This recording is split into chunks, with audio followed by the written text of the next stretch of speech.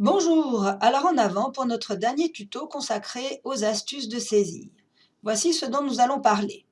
Commençons par insérer la date. Alors c'est très simple, il suffit de cliquer dans le ruban sur l'onglet Insertion, puis d'aller tout à droite, pas très loin du groupe symbole dans lequel nous sommes allés pour les caractères spéciaux. C'est le groupe qui est juste avant, le groupe texte, et le petit bouton date et heure qui va vous afficher cette boîte de dialogue qui vous propose différents formats, vous propose même qu'un certain format pourrait devenir format par défaut. Il sera aussi dépendant de la langue de votre paragraphe, mais surtout c'est cette case qu'on peut cocher ou pas. Par défaut, elle ne l'est pas. Alors je vais choisir, pour vous montrer la différence, je vais choisir quelque chose qu'on ne prend pas souvent. C'est une date avec heure et minutes et secondes. Eh bien, je vais faire OK.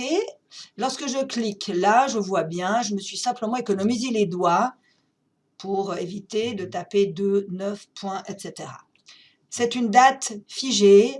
Je reviens dans 3 jours. C'est toujours marqué le 29 du 3 à 9h38. Je retourne au même endroit et cette fois, je prends le même format, mais je coche la case mettre à jour automatiquement. À première vue, au niveau du résultat visuel comme ça, on se dirait que c'est exactement la même chose.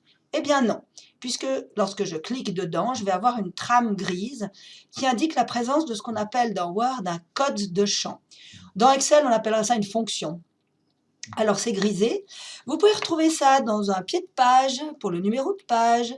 Si on vous envoie une offre commerciale qui n'a pas été passée au format PDF mais qui est restée en Word, vous verrez que la table des matières va aussi se griser. Alors qu'est-ce que c'est? Alors, ce code de champ dispose de quelques options pour une gestion simple, parce que normalement, les codes de champ, c'est quand même un outil des fonctions avancées.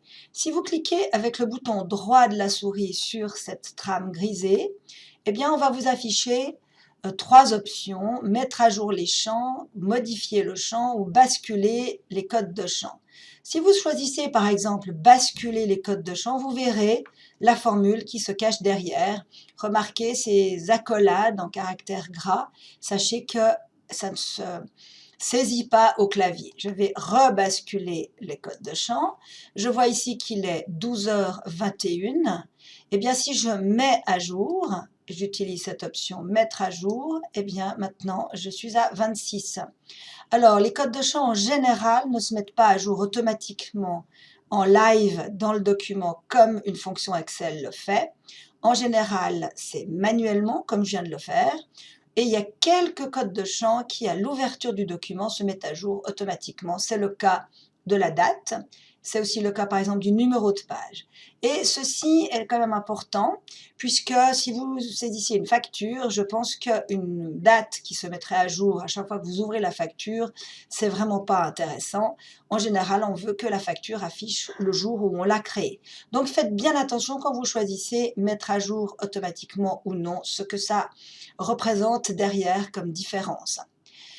J'espère que la rubrique d'après n'a pas de secret pour vous. Si on veut annuler ce qu'on vient de faire, eh bien, j'espère que le CTRL-Z, vous le connaissez bien. Et puis, est-ce que vous connaissez aussi le CTRL plus Y? On peut aussi faire F4. Ça répète la dernière opération que l'on vient de passer. Le saut de page, c'est aussi très important. Trop de mes utilisateurs débutants, ils font des retours, des retours, des retours, jusqu'au moment où Word va finir par passer à la page d'après, vu qu'on arrive au fond de la feuille. C'est pas efficace, ça. Alors, il vaut mieux faire un vrai saut de page, une vraie nouvelle page, surtout lorsque l'on sait que, de toute manière, même en cas de multiplication ultérieure, on ne changera pas d'avis. Ce que l'on veut saisir doit figurer à la page d'après. Alors, il suffit de faire insertion, puis saut de page, c'est le premier groupe de l'onglet. Et lorsque vous pointez le bouton et que l'infobulle sort, il vous dit ne vous fatiguez pas à venir jusque-là, faites donc un contrôle retour, contrôle enter. Ce que je vais faire pour vous maintenant, contrôle retour.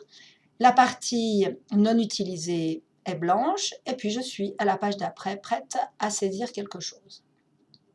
Très pratique.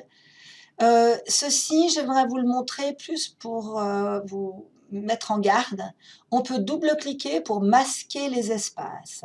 Alors si je le fais, en plus de ça, je me suis aperçue qu'il faut le faire 2 fois, certainement à cause du fractionnement, que ça ne fonctionne pas du premier coup.